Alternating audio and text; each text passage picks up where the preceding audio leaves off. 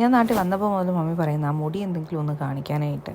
അതായത് ഇവിടെ വന്ന് ഹ്യൂമിഡിറ്റിയും കൂടെ ആകുമ്പോൾ ഓൾറെഡി ചുരുണ്ട മുടിയാണ്, അത് ഫ്രിസ്സിയായി ഒന്നുകൂടി ചുരുണ്ട് കയറും. പിന്നെ ഞാൻ സ്ട്രെയിറ്റനിങ് ചെയ്താൽ നിൽക്കത്തുമില്ല. അപ്പോൾ എന്തെങ്കിലും ചെയ്യാമെന്ന് വിചാരിച്ച് ഞാൻ കോട്ടയം കുക്കുമ്പയിൽ വന്നതാണ് കേട്ടോ. എനിക്ക് ഷോർട്ട് ഹെയർ ആണ്, ഇൻവെർട്ടഡ് ബോബാണ്. അത് ഫൈനലി എല്ലാം ഡിസൈഡ് ചെയ്തത് ബോട്ടോക്സ് ചെയ്യാമെന്നാണ്. അങ്ങനെ അവർ നമ്മളെ നല്ലപോലെ കുളിപ്പിച്ച് ഡീപ്പ് കണ്ടീഷനിങ് ട്രീറ്റ്മെൻ്റ് ഒക്കെ ഇട്ട് 1 മണിക്കൂറോളം ഇരുത്തും.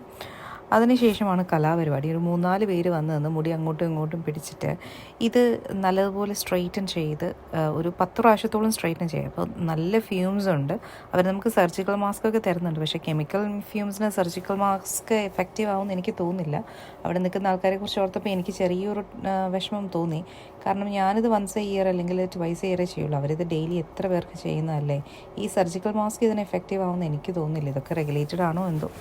എനിവേ, നമുക്ക് കിട്ടിയ ഫൈനൽ ലുക്ക് ഇങ്ങനെയാണ് കേട്ടോ.